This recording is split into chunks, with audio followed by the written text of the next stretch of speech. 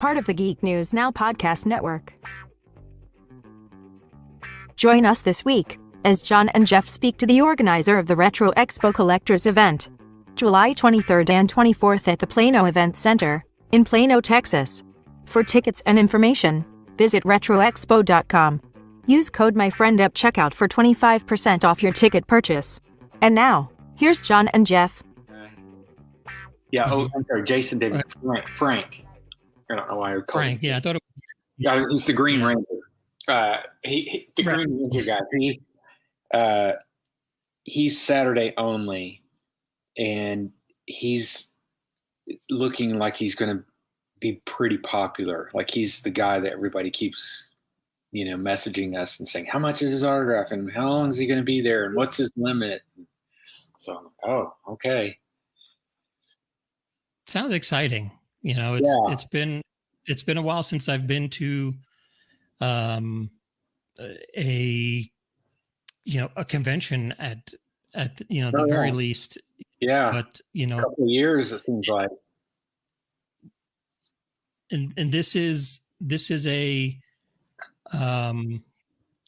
is it just like retail people come with their stuff and they swap and sell and buy and stuff like that, or is it an actual show?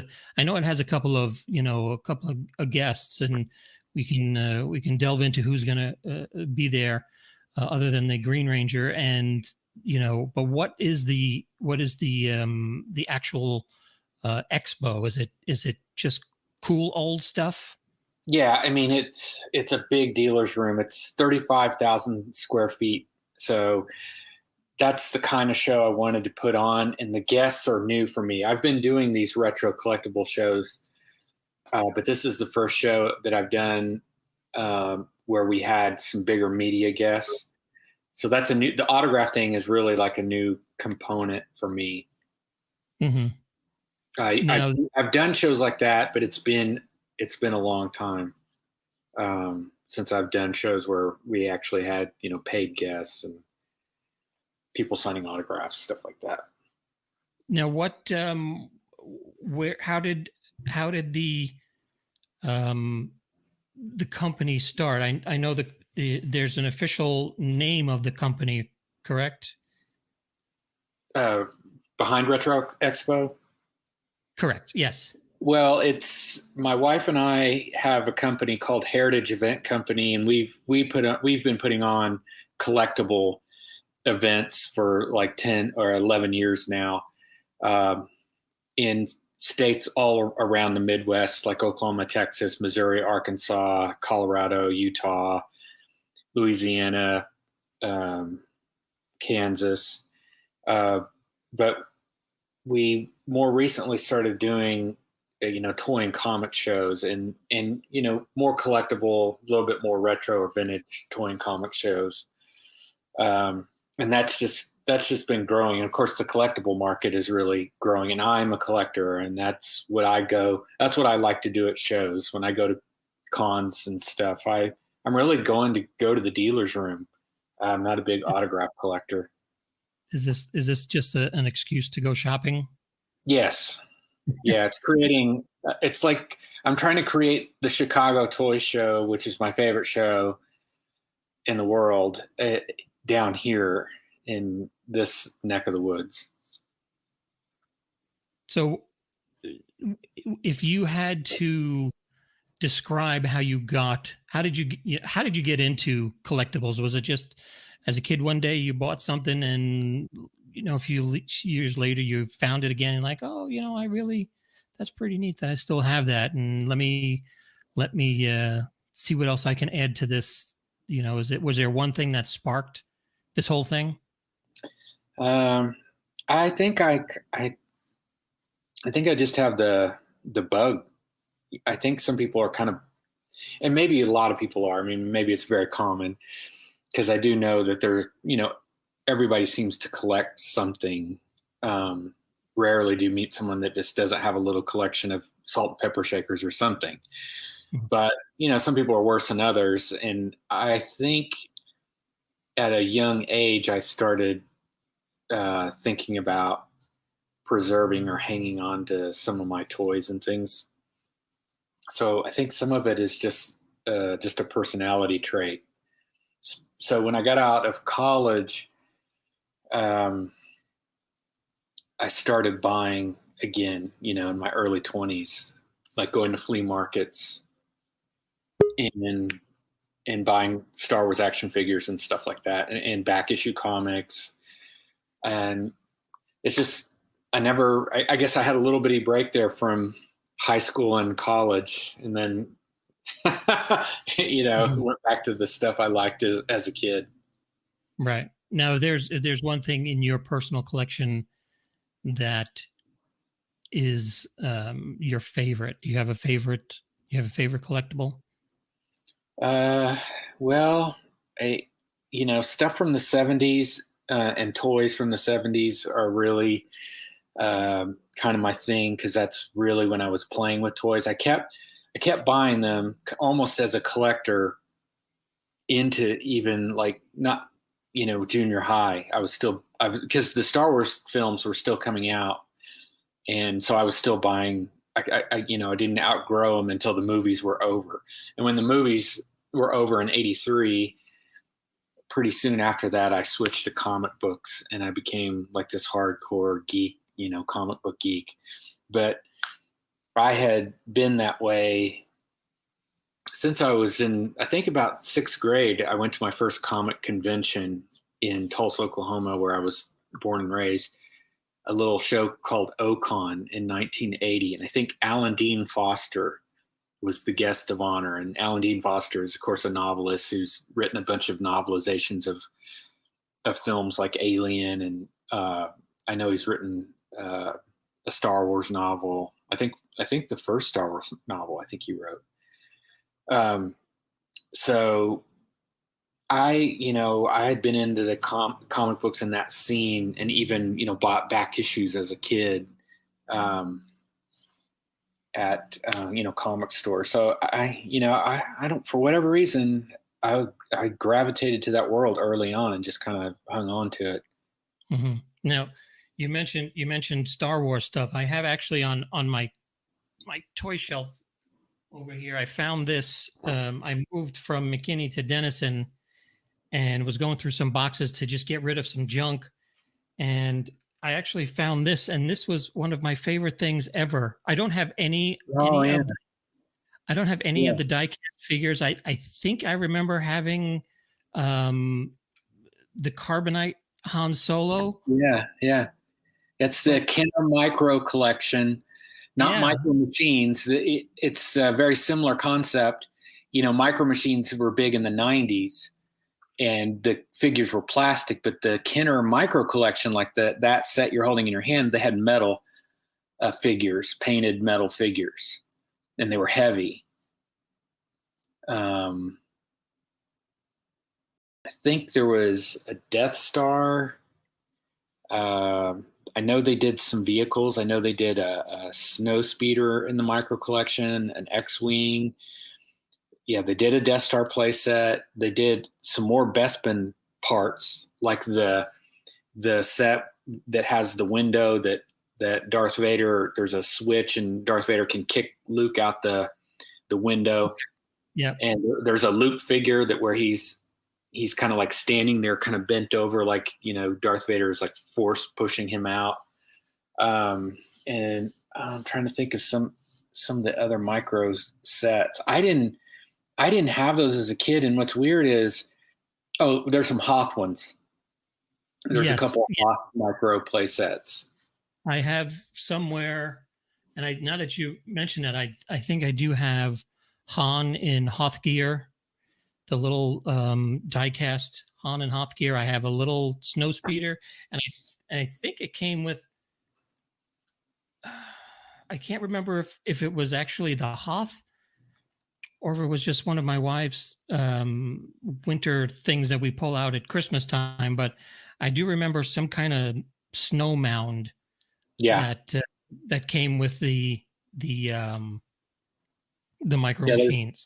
There's one that has, like, one of the Hoth ones is the ion cannon, I think, from that scene, where they're trying to escape and they shoot the Star Destroyers in orbit. I think one of them is an ion cannon, and I think one of them is the Wampa Cave. And there is a die-cast metal Wampa. He's yes. he's real heavy. He's probably the biggest figure they made. I think that's what I had, because I remember the Wampa. Yeah, and there's a figure of Luke hanging upside down that you can slide into a little bracket or whatever inside that. So very cool looking little setup, because they didn't make that a play set like that in the larger scale. They made that figure, they made the Wampa figure in that scale, but not like a Wampa Cave at that scale. Yeah, that was, I wish, it's like I always tell, we did a Star Wars show on May the 4th, and we got into talking about our collectibles, and it always seems to, get me down when I think about all the Star Wars stuff that my dog got and buried in my backyard back home, that, the next people that moved into the house, they're putting in an in-ground pool, and all of a sudden there's the whole Kenner Star Wars line buried in the shallow end of the pool that they're pulling up with the excavator. It's because I had all that stuff, and I'd find my dog had gotten it and chewed off Leia's head, and now they're buried in the backyard somewhere. Yeah. So let's talk about the guests that are going to be at the show this week. We mentioned a Green Ranger. Anybody else appearing this weekend?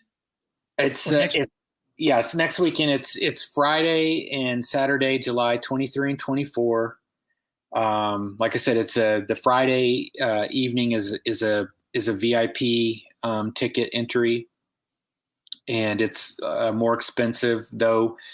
We do have a coupon that your listeners can get in on to save 25% off of that, and I think I sent you that file.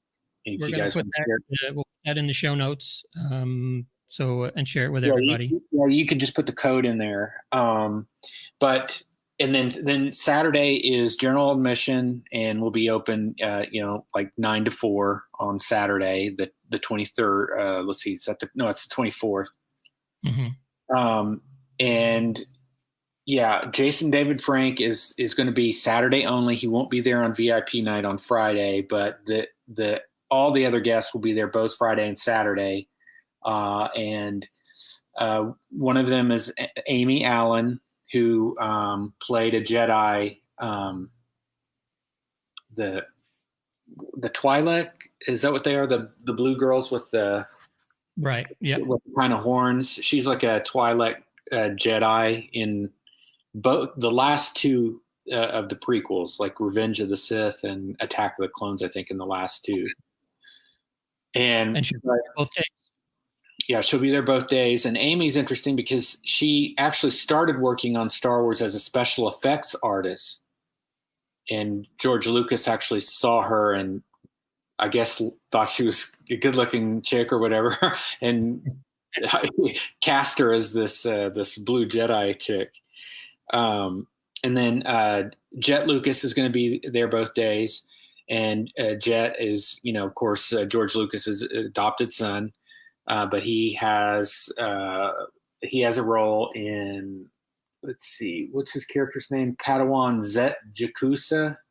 So he's another prequel Star Wars character, and he's one of the Padawans, I think, that gets killed. By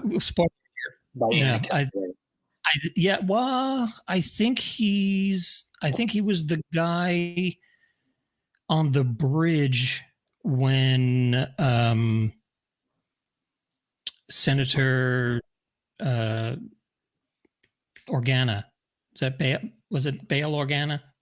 Okay. Jimmy Smits. I think he was there when he was the guy who was protecting Jimmy Smits' character. Okay. I'm not certain.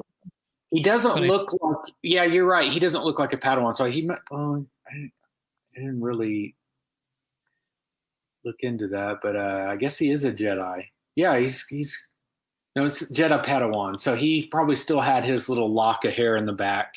Right. Yeah, and then we also have John Morton and John Morton is probably, to most Star Wars people, most recognizable as Dak, the gunner, the snowspeeder gunner that got killed in the battle with Luke. And I guess it's because he actually got FaceTime, because a lot of those guys, wore helmets or costumes or masks or whatever. And John actually got, some pretty good speaking lines and FaceTime, with the hero Luke. And then of course a death scene, dies a hero. But he also played Boba Fett. He was wearing the Fett costume on screen during the scene when he I think Vader says no disintegrations or whatever. No, not that one. That was earlier. This one took place on Bespin. He's no good to me dead. That's what he said. Of course, that line was dubbed in, but he was wearing the Fett costume in that scene. I didn't know that, and so he's two of the 5 Fetts, and I didn't realize that John Morton had a Fett role until he agreed to do the show. And I started looking into him, and I was like, oh, I had no clue that he was also a Fett. I just assumed he was just the Dak character. But, other people, got to play multiple roles, as costumed characters, because you couldn't see their face. So they got to play, several different people. And another one of our guests is Dickie Beer. And Dickie played several different denizen, Jabba the Hutt denizens in the skiff scene in a mask. I think he was a Gamorrean guard, and he was definitely Boba Fett on the skiff doing stunt work, like during the scene when Luke chops his gun off. That's Dickie doing that stunt. And there was 2 different stuntmen in that scene too, aside from Dickie, but he was also a stunt coordinator in Hollywood and a stuntman. So he's done some pretty big films, like other geek films. Like I know he did stunt work in like Superman 2, and films like that. So he's got at least 2 James Bond films he was a stuntman in. He was a stuntman in Indiana Jones and the Last Crusade. I think he fought Indy in the scene where the propeller is destroying the boat. Oh, okay. On the in Venice. In Venice, yeah. Yeah, he's the guy in the zoot suit that was one of the protectors of the Grail. I think that character was supposed to be Arabic or Jewish or something. So that's Dickie wearing a wig and a fake mustache and fighting Harrison Ford. Very cool, very cool. Now, I have some photos here that I grabbed off of the, I guess you're on Facebook. Yeah, and it's just some pretty cool photos of. I guess this is the stuff that is usually available at. Those are some previous shows I've done. This show is called Retro Expo, because I'm doing it in partnership with a friend here. But previously, I've done shows called Retromania shows in Dripping Springs, Texas, which is just outside of Austin, about 20 minutes west of Austin. And I did that one about a month ago. And then I did a show in New Braunfels, Texas, about a month earlier than that, another Retromania show. And no big media guests or anything, just all about the shopping, the merchandise. But the shows were incredibly well attended. They were crowded. People were just like we were discussing earlier. There hasn't been any cons for a couple years, right? So people, I guess, at least in Texas, are just dying to get out there and look for comic books and toys and video games and VHS tapes and T-shirts. The toys are new and old. There's custom action figures. We've got guys coming to the show that do produce like awesome custom action figures, local guys. One guy from Oklahoma and one guy from Bells, Texas, who has Victory Comics, has a custom action figure studio in Bells. He's bringing his stuff. There you can see video games. There's lots of retro consoles, retro games, Nintendo, Atari, Sega, all kinds of stuff. Now I have my very first home console. Doesn't work anymore, but it's one of those items that is cherished. Yeah. And everybody wants me to throw it away, but I just, it's kind of heavy. So let me see if I can grab it here. I know you've seen this before. Oh, is that a Vectrex? This is my Vectrex. Yeah. The very first video game that I ever had. And it doesn't work anymore? It lights up. It makes a buzzing sound, and I get a bright blue dot in the dead center of the screen. So I'm just wondering if maybe because I think it has a tube in it. It's an old tube. Yeah. And maybe the tube just wore out, but. You don't see those real often. I mean, I have seen them at shows, but it's not as common. You don't see them very often. They're cool systems. Yeah. I'd like to have one. I have that, and I think I have three games for it left. I used to have a lot more. Mindstorm, because that one was built into it. That was my favorite. That was like Asteroids. Yeah, and then it had those screen overlays that go on it. I have my Star Trek the Motion Picture with the overlay. And I think it's Berserk. Oh yeah. I don't have the overlay for that one. Yeah, those are all of those vector-based games, so it makes sense. And that's what that is it looks like laser beams on the screen. It's like Tempest, and their first Star Wars game was that way. Yeah, Asteroids, my favorite arcade game. Yeah, Asteroids is probably the most famous vector-based game, because I think everyone played Asteroids at one point or another. Well, yeah, you had to put your quarters in somewhere. Yeah. Yep. So another thing that we see showing up at our shows, and it delights me to no end, is people bringing cool VHS tapes to sell. Not like crappy ones, not like the common stuff that you just see over and over and over, but like good horror titles from the 80s, like slasher stuff. The harder to find tapes.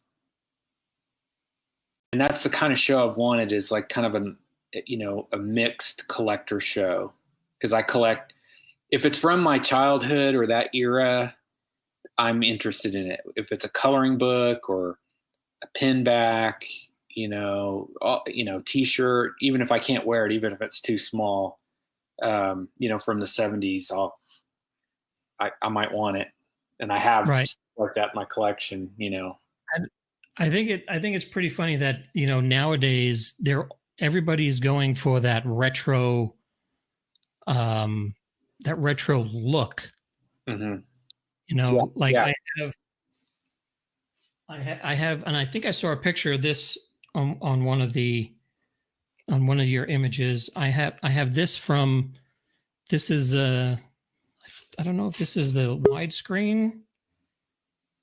This must be the widescreen version of Return of the Jedi that was in a box set. But I also have, and I found this at Walmart, and it's a T-shirt, but it's made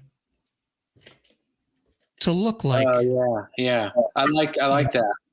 Yeah, you're right. Everybody's getting in on that retro look, but there's something that was, I don't know, especially old packaging. There's something that was just more fun and pure about old packaging, because if you pick up a Star Wars action figure today, they're doing a better job, especially with like the retro collection card backs and stuff, to give you a cool old school Star Wars vibe. But if you turn the card over on the back, it's like full of text.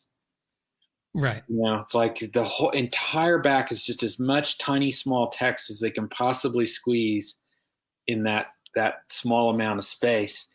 And it's just no fun. And it's today, I guess all the legal jargon and warnings and things that you have to put on, modern packaging just kind of, drives me nuts. And there's something, I guess, it's just simpler and funner. It was more, and also old packaging had more traditional art, like painted art, right? Oil painting, and that's, you hardly see it today. It's just no one, I don't know if they're not willing to pay for it, or they can't have enough control over it, or what. Well, it's all corporate run and all mass produced. Yeah. And, speaking of old packaging, it looks like we finally got him connected.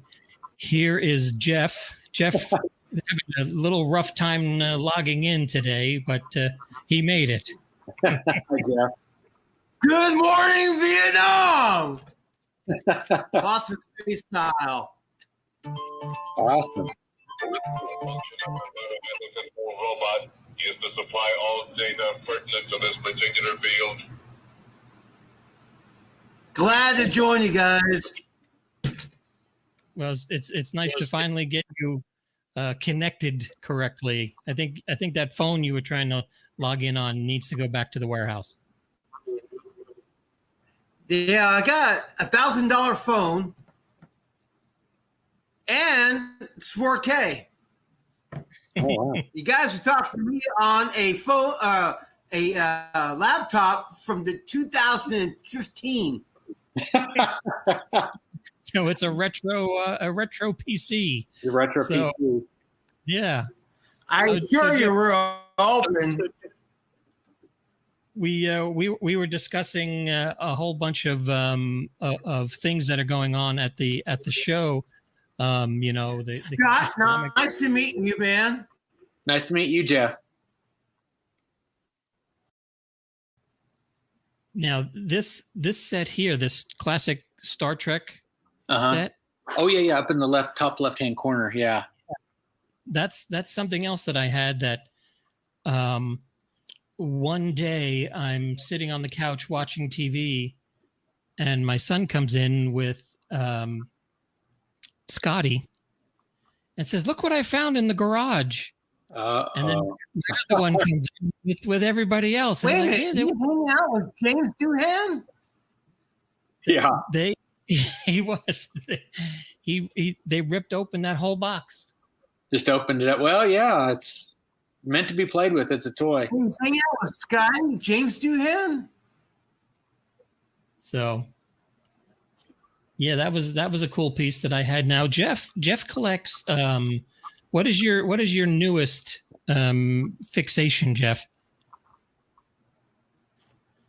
Oh man, I don't know if you can see this because you got lag in time.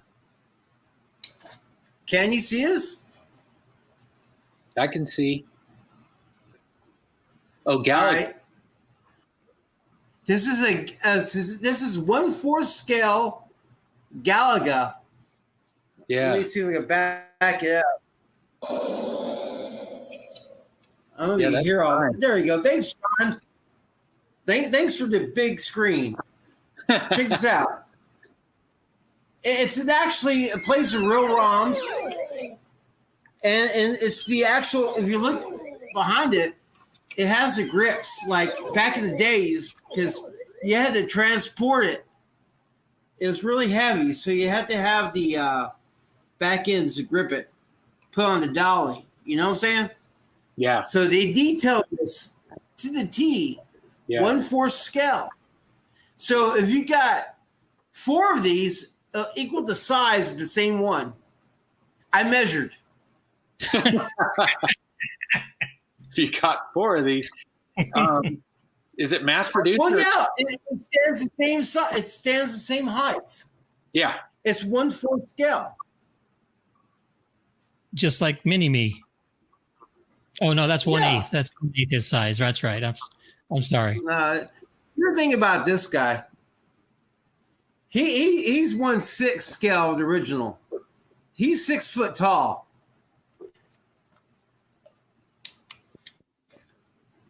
That's pretty cool. Now, Scott, if you had a holy grail of items of a collectible, what would your holy grail collectible be? Programming data insufficient.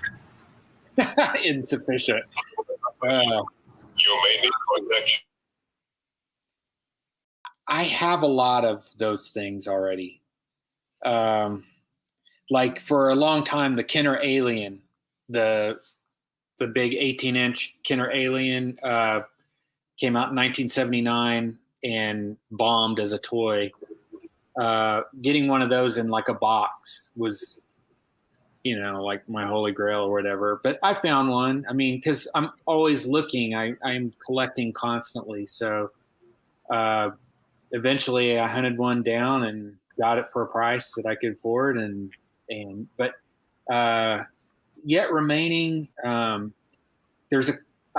also collect a toy line called Shogun Warriors, which are all imported toys from Japan in the late 70s. Again, another 70s toy. They did a Godzilla, which is the most famous one, the most famous Shogun Warriors. The Godzilla, he sticks his tongue out when you click the lever in the back of his head. Everybody knows that one. And he pushes fist. There's a button you launch his fist with it's spring loaded. I have all the big ones. I think there's 8 of the big ones, and have all 8 of them. But they made a bunch of small ones too, and it's the small ones I've been chasing around trying to get all of those. So there's several pieces from the Shogun Warriors line that to have everything that they released is my goal. There's a few more pieces I need, and they're all like really expensive, of course. Right. Let me show you this picture. Now you can tell this is probably 70s. You can tell that just from the carpet. Well, we know the carpet's from the 70s, but this is probably, I don't remember how old I was when I got this, but this is, yeah. Was that Mazinga? Wow. Yeah, that's Mazinga, and it's probably the 70s. It could be early 80s, and of course, is that your photo? That is my living room carpet. Yes. Okay. Yeah. I mean, it looks like 70s decor to me. The colors, that furniture, but it could have been early 80s too. I swear, there's this telephone on top of that stand, right? There, you can see the cord, right? Yeah. That's the old telephone cord. I was saying. You had to have a long one too, so you could talk in the other room. When you wanted to have a conversation with your girlfriend, you had to have like because there was only one phone in my house. Mm-hmm. And we had this like super long cord. So if I wanted to talk to my girlfriend, what, you're rich and had more than one phone? Yeah. You had to take the long cord and stretch it all the way back to your bedroom. I'd say it barely fit inside my bedroom door, so I could just barely close the door and sit on the side of the door. We had one of those wall hangers in the kitchen, and then we had one. We had one in the den downstairs on the lower level of the ranch. So we had to have 2 because nobody wanted to keep going upstairs to answer the phone. Not that anybody called you, back in those days. If you got a call back in the day, somebody was either dead or on their way for a visit. So, you either go into the closet and getting a suit or going to the kitchen and getting some snacks for when they get there. Yeah. So, Yeah, I don't know how we coordinated anything without the cell phones back then. It's like how did people even know when you were home to call you? Did they just call you over and over and over until they got you? I can't remember. Well, have you? That's right. Oh, it's not ringing. Yes, this is a 1940s phone. You probably don't even have down a to the phone to go with it, do you? Down to the phone number. That is cool. It took forever to dial too. It's like that. Screw up one number. That Chris Rock, scene from Lethal Weapon 4. With the old rotary phone where 5, 6. Oh, I screwed up. Start again. Yeah, that's what it was like. Yeah, it was looking at all this, the pictures, it just I can't wait to go to the show, honestly, because it is going to be like a walk down memory lane. Yes, for sure. Of what I watched and, my life growing up. Like I watched Masters of the Universe, I watched that cartoon every day. Now I don't know if we're allowed to call, this is, I guess, just Boba Fett's ship now. We can't. Oh man, I forgot about that. We can't call it that anymore. Still 21, man. Screw Disney. I forgot. Yeah. Those probably went up in value right there. Probably, yeah. I mean, that was at my last show, that piece. You have to remember, though, back in the late 90s, early 2000s, that's when, Robot Chicken started making fun of that. And that's when, what was his name? Oh God, drawing a blank. Who played them? But he said, "I'm not keen on that name." Keen on that name. Oh yeah, Lando. Lando. Yeah, Lando's like, I really don't think I.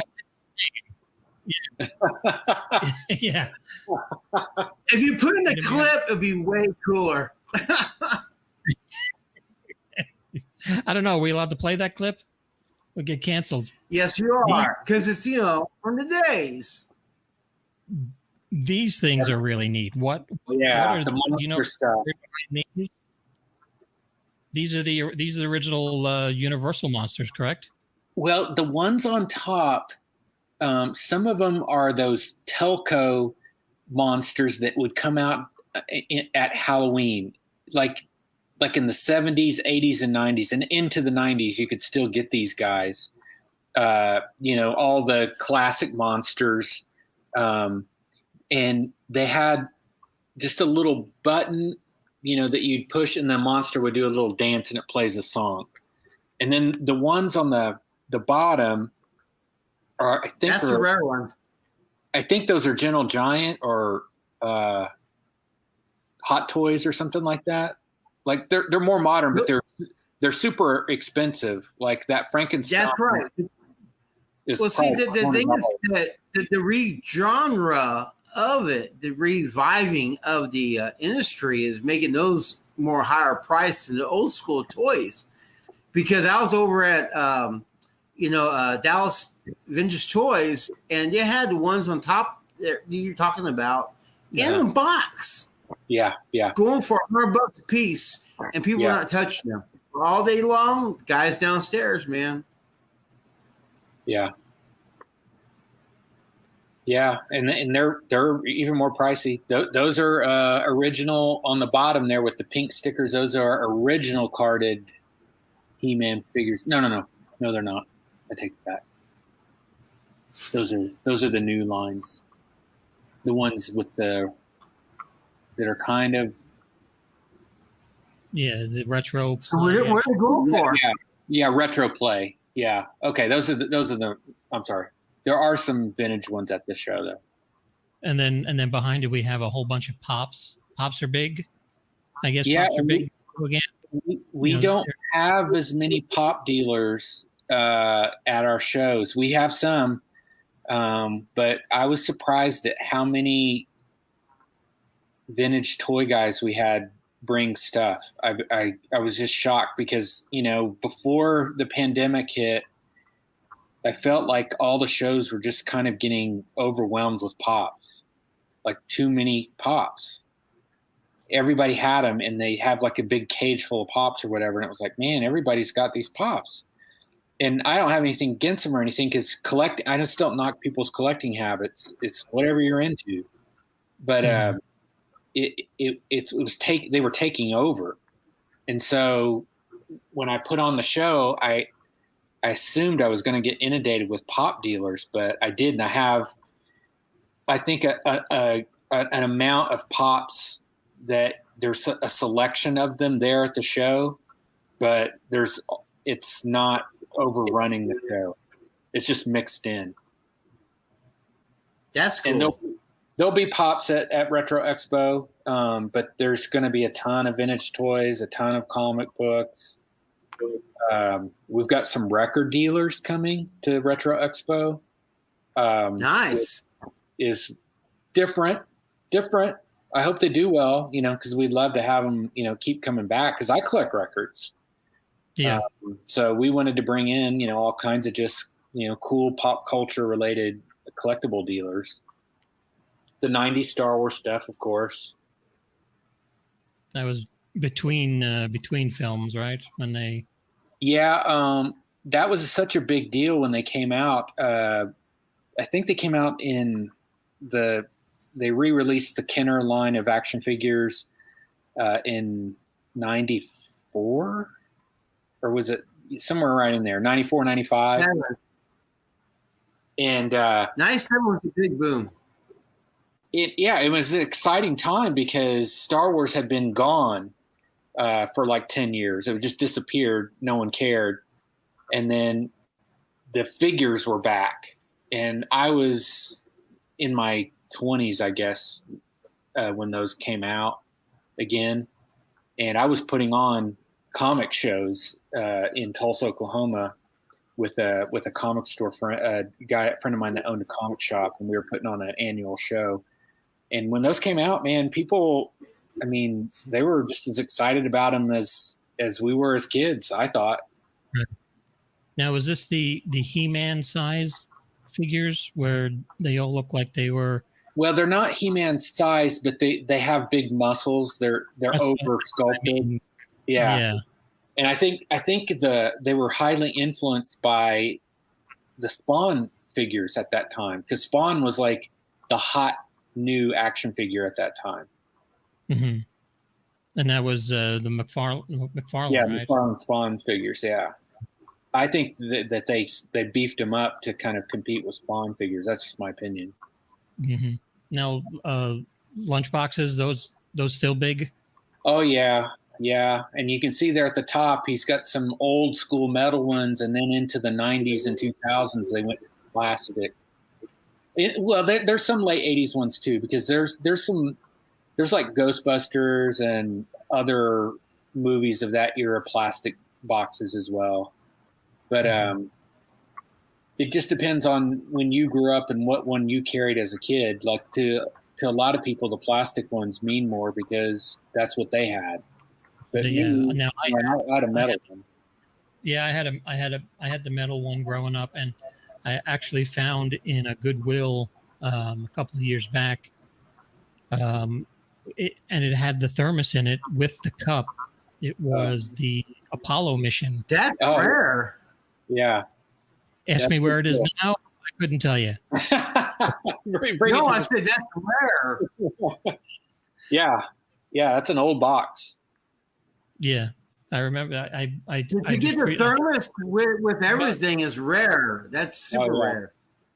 Yeah, it didn't have that little, the little clip that came over to hold the thermos in place. That I guess had broken off, but it had the thermos in it with the cup and the screw lid, and the metal box was pretty decent shape. Is it a square or was it a dome? The cup? No, the box. It was a square. It was a square one, like the Galactica. Okay. Okay. Because the first kids' lunch boxes were actually dome shaped. They had a square bottom and a dome top, just like the old school lunchbox you see a construction worker carrying. They use that same shape and design for kids' boxes, but then they painted Star Trek on it or Lost in Space. So some of those 60s sci-fi TV shows and the Western ones like Hopalong Cassidy were actually in a domed box. And then the early 70s and beyond is what you're talking about. Yeah, and then in the early 70s, they went to the square, that top shelf looking one. And then here's VHS tape. Yeah, I think I got every one of those. Yeah, those are great because the widescreen original trilogy is fun because you can actually see the unedited, pre-episode 4 Star Wars. And I think that's. I have the Ewok on the side. That's the one you got, John. That's the one I got. He's got 2 of them. I probably have 2 of them somewhere. And he's using one as a doorstop. Yeah, probably. Yeah. Yeah, I got a lot of stuff on this shelf here. Like I said, I can't wait. I have that From Star Wars to Jedi. I know I got that. Oh yeah, that's a great documentary too. It's a really good one. I think that one's on YouTube, but it's a good documentary. Yeah. Back in the days, you had to buy the box set just to watch it. Yeah, that's the only way. Now, just YouTube everything. Look at that Silver Surfer back there. That I couldn't believe that guy had that. It was one of those Fantastic Four 2. Can you zoom in, John? Can you zoom in on that? I think John, can you zoom in on the picture? No, that other one. There you go. Whoa. Yeah. That's going to be at the show? It was at my last show, and it did sell, and it was expensive too. I can't remember what the guy sold. But it's one of it was a theater prop, like an expensive, theater prop that was sent out to promote Fantastic Four 2 when it, the movie that had Silver Surfer in it. And it was beautiful. I couldn't believe he had that thing. And that Spider-Man, of course, is another like movie theater, like promo prop piece. And that sold as well. Wow. And I see Mickey on being with the theater closed, that's going to be hard to come by these days. So I'm sure those props would be demand. He brought like 4 or 5 of them. I guess some guy sold him his entire collection of them, and he brought them all to the show, and they all sold. And he said, "Well, I'm going to go back to the guy's house and see if he'll sell me more of them." So for Retro Expo, so I'm hoping he gets more from the guy. That's another realm of collecting. I don't do it, but I know I have friends that's what they collect now. They don't collect toys anymore. They collect these 6-foot figures. Different companies have made them. Like I think Gentle Giant has made some of just like, larger scale action figures essentially, but like Star Wars stormtroopers and all the different troopers. There's guys that collect just the life-size versions of those, which is very cool, but they're super expensive. Yeah. Where are you going to they're running about 8,000, if anything, to 9,000 to the ones I've seen. I did a video with Marvel, and that's crazy money, dude. Mm-hmm. And it's not Star Wars. That's just Marvel. Yeah. I'm like going... This was you, Jeff, at when you saw that. That's the best thing I ever saw. But so the show opens on the 23rd of July. That's going to be a VIP early open for shopping, correct? Yeah. And 4 to 7 p.m. on Friday, July 23rd is the VIP night. And then Saturday, July 24th is from 9 to 4 is our general admission. And what do you have? What do you have coming up, and where after the Plano? We're coming back to Plano. Let's see. Let me make sure I got that date correct here. All the info that I'm sharing with you guys is on our website, retroexpo.com. So it's real easy to find, retroexpo.com. We'll be back at the same Plano Event Center November 12th and 13th. Okay. And anywhere else around the country, or is that the next show? Let's see. My show after that, I'm doing one in, let's see, Missouri, and that one's September 11th and 12th of this year. Okay. In Springfield, Missouri. And then we'll be back here in July 2022 again in Plano. So we're going to do it twice a year at the Plano Event Center, Retro Expo. Well, I'll be there, man. Jeff and I will both be there on the 24th. And we can't wait to meet you in person. We'll, I don't know, you hate to ask this, but I guess you have to. Are there any health requirements, or is it wide open? No, everything just as it is in the state of Texas. Because it's a city-owned venue, they have to follow state guidelines, so they can't require anything. Okay. So you lick it, you own it, right? Yeah, exactly. So we're just it's optional. It's up to you. The building can't enforce anything again as a city-owned entity. So, right. The only reason I ask is because it's very rare nowadays you get to say, "I can't wait to meet you face to face," instead of mask to mask. So, well, we did our first show in New Braunfels, Texas, about 2 months ago. The mask mandate had not been lifted in Texas. And so everyone had to wear masks, dealers and customers. And then the show we did in Dripping Springs, which is near Austin, they had dropped a mandate and the facility didn't require them.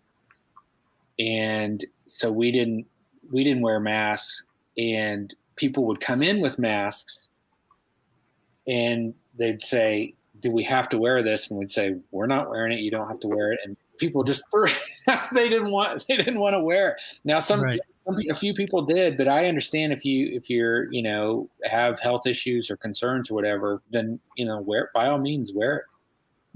Yep, I agree. Wear a Wookiee mask, if you want to. Well, I hope the show is a big success, and I can't wait to venture around the dealer's room and see what I'll tell my wife what I can buy. I'm telling people, save your pennies. There's going to be good stuff there. I know. I have been holding my fire for some time now for this show, because I know so much good stuff is coming. Because at my last show there was so much good stuff. And so in between these shows, I haven't been buying stuff from anyone else, because I'm like, my dealers are just going to bring just incredible stuff. And that's why people will want to go, like I said, the hardcores, like, the collectors that, don't roll into a toy show without a few $100s in their pockets. Trust me, they're coming to buy some stuff. That's what VIP night was all about. It's for the guys that they're just dying to get in there and get the stuff before anyone else. So I'm that way. That's why we made that early entry. It's more expensive, but it's something that the Chicago Toy Show is one of my favorites, and they do that. On setup day, they sell an expensive ticket to just the general public. If you want to come in here and pay $50, that's what they charge. You can, but you got to give us $50, and I pay it. because I want to get in there the day before all the crowds get in there and get the good stuff. So that's why we made that. All right. Well, again, I can't wait to get down there and wander the aisles. Any last questions, Jeff, you have?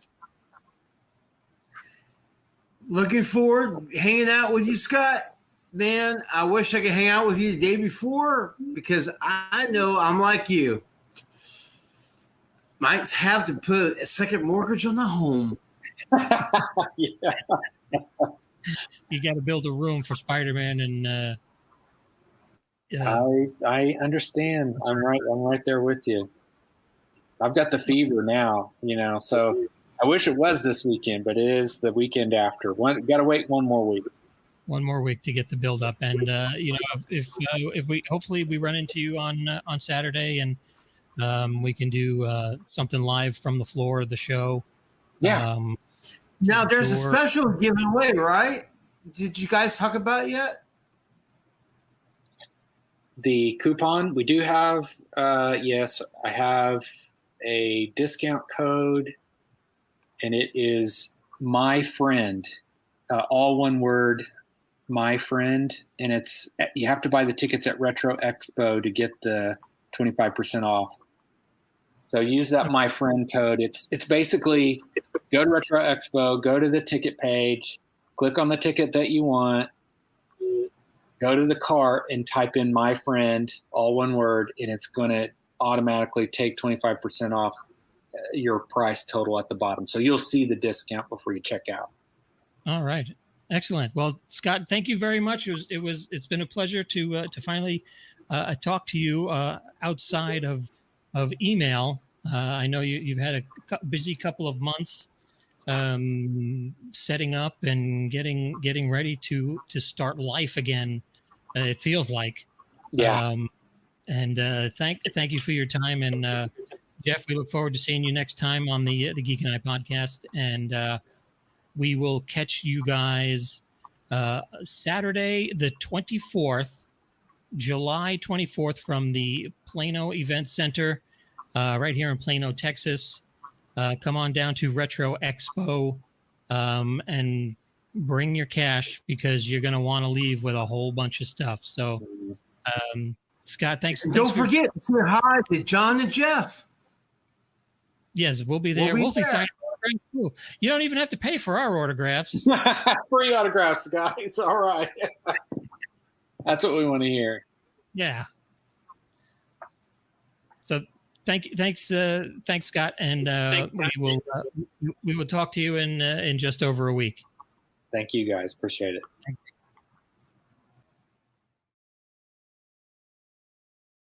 The Geek and I Podcast, part of the Geek News Now Podcast Network.